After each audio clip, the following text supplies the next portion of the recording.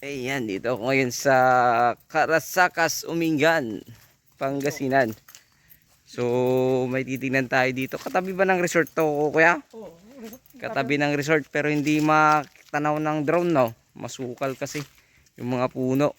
So, 3.2 hectares, 32,229 square meter. So, may mga mangga, napakaraming mangga nito pero hindi ko mabilang.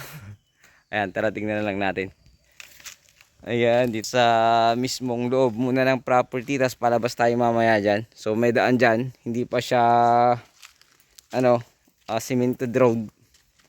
Rough road pa lang siya pero malapit na din siya sa cemented road. So itong mga mangga niya malalaki na. Malalaki itong mangga, oh. Tingnan nyo. Naka 0.5 po yan, pero pag 0.1, ayan. Malalaki na po itong mga mangga. So may mga iba't ibang klase din na tanim. Mga tumubo na, no, kuya? Mga milina, mahogany. So may pumelo din ako nakikita, eh. Matamis kayong pumelo dyan. Laki ng taktol di pumelo daw, kuya. Ang laki na. Ang laki ng pumelo nila. Papaya. Maraming papaya. Ayan. Saging. Ayan yung pumelo. Ang laki na ng pumelo. Daming bunga, oh. Lukba na lang. Oh, pumelo, lukba. Ang laki, oh. Ang laki ng bunga niya. Oh. Mas malaki pa sa ulo ng tao, ah. Wala ay, masukal na dito. Ano mo, nagsano na eh. Oo. Pero ayan, hanggang dyan pa, no, kuya? So hanggang dun pa, marami pa siyang mangga. Sa Sampalok. Sa Sampalok na yun, no? Malaki. Ayan, medyo ano pa. So masukal siya ngayon. Tingnan natin yung pumelo. Ang laki ng bunga.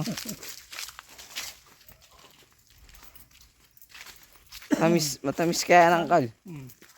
Ayun yung kubo pala. Oh, yun yung kubo. May kubo siya. Ayan. Saan kaya daan nun? Sa kabila. Ah, hindi yan kasali sa property na. Sa yung boundary. So yung mangga na yan, hindi nakasali dyan sa kabila. Kasali pa ata. Ay, kasali pa yun. Oh. Basta yung kubo lang, hindi. So 3.2 hectares, 150 per square meter. So laki ng mga, baka matamis yan, kuya. Ay, may nahulog lang, ah. Ang laki, oh. Ang lalaki, oh.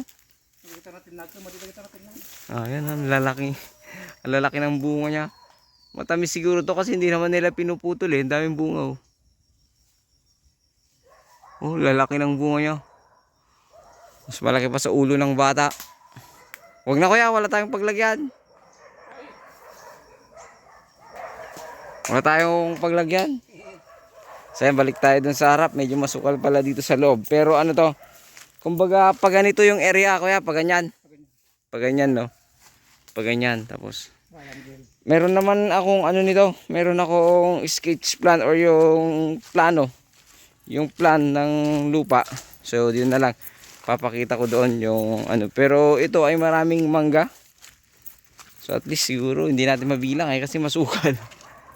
Ayan, daming mangga. So may mga dumadaan din dito pala.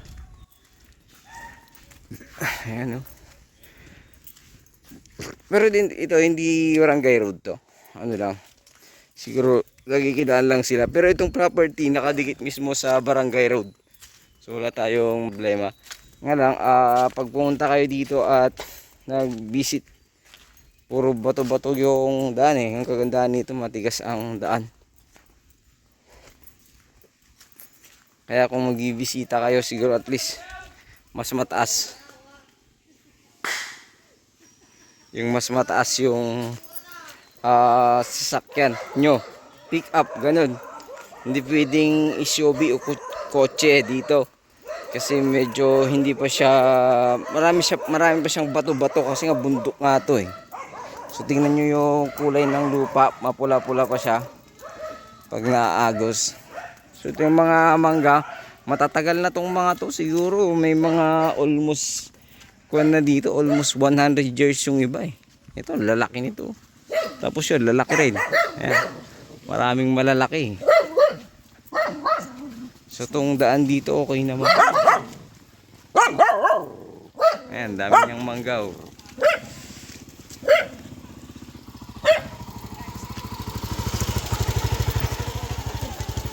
Ayan, daming nakuha ni ate na sitaw. Konti lang. Sito, nakikidaan lang sila dito.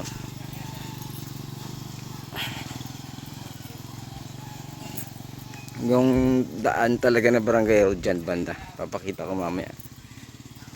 Ato ati mangga na ati kuya. Manong ka ati yung mangga na.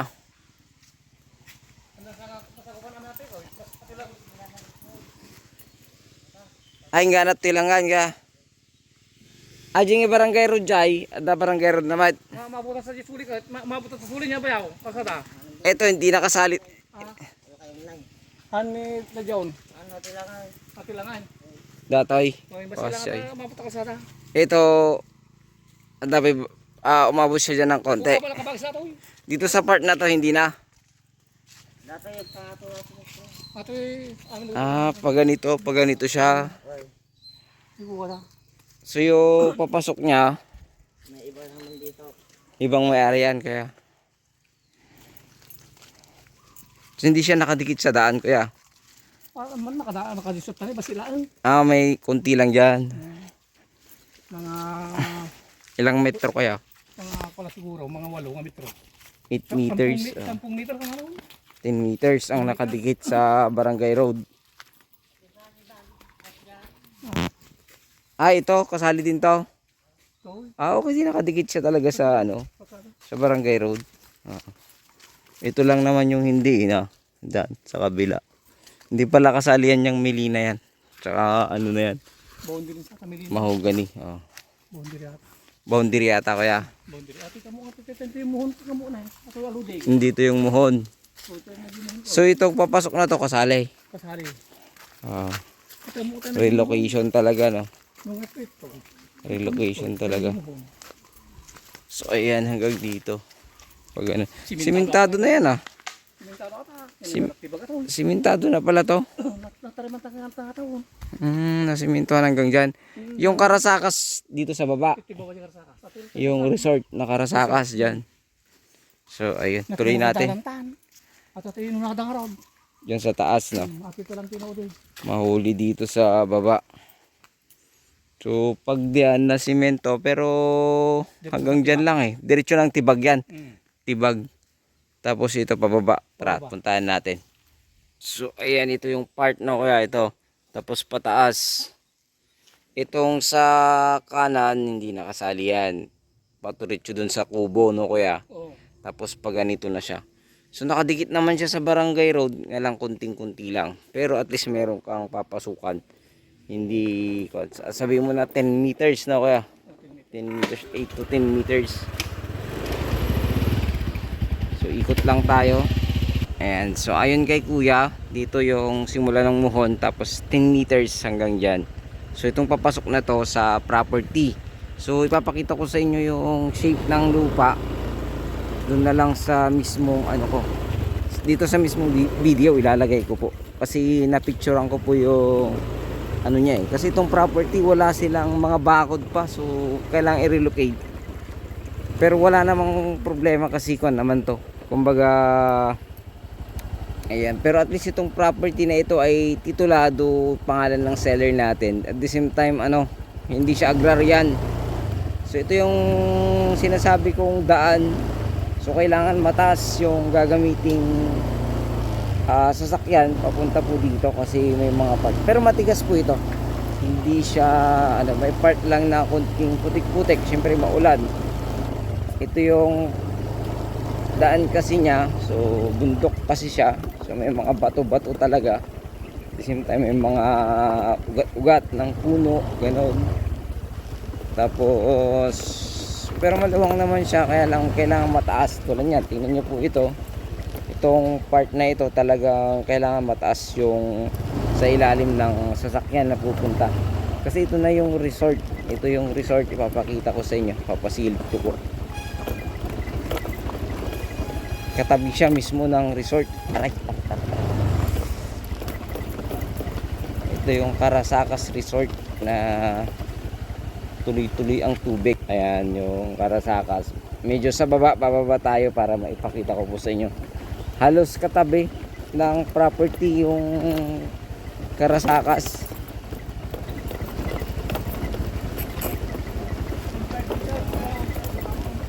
Kuya? Ano na?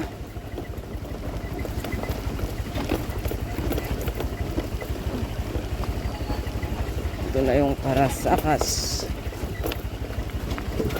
Ayan, mga bato-bato talaga.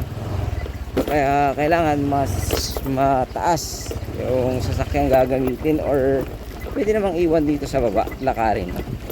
Pwede naman habang hindi pa siya nade-develop. Kaya lang medyo yung presyo nakabase siya sa presyo ng ano. Ito yung Karasakas.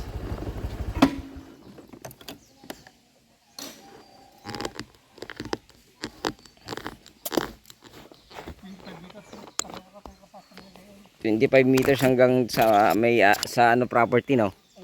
Ito yung Karasakas oh. Ayan. So flowing water, running water pala itong property na ito.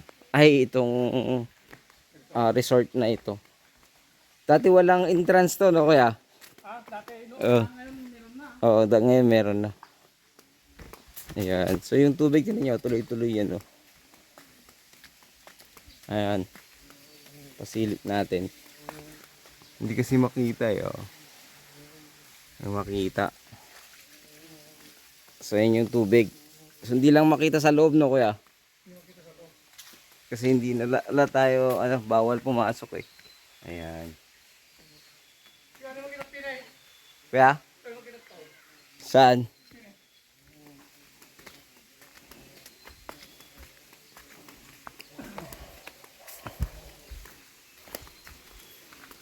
Ayan. Yung pala dito. So yung tubig talaga galing lahat sa ano, no? Sa bukal. Yan, pinakapuno. Kaya sinagyayan ko. Oo. Ayun. Pero walang tubig ngayon, no? Hindi ka na. Tinanggal, no? Hindi nila nilagyan. Pero yung tubig, tuloy-tuloy. Tuloy-tuloy. Oh, tuloy-tuloy yung tubig. Tulad yan, mayroong lumalabas dyan. Tuloy-tuloy yung tubig na malamig. Bukal. Kaya, Brasenda ka. hanggang summer yan, no? Ayan, oh. Makikita nyo, ayan. Ayan yung nagkakarga sa pool. Picture ka to. Tara. Maganda yung property nga lang. Syempre medyo yung presyo nito ay mahal lang kasi meron siyang katawing resort na bukal, or baka meron ding bukal yung property, hindi lang pa siguro na di-discover, no kuya? Kasi katabi siya ng bukal eh. Imposibleng walang bukal yan, no? 25 meters sa sipon na yun. Oo. Hindi kasi katakot. Kasi malapit lang siya sa mismong labasan ng tubig. Okay, tara. Okay, let's go. Palabas tayo ng property.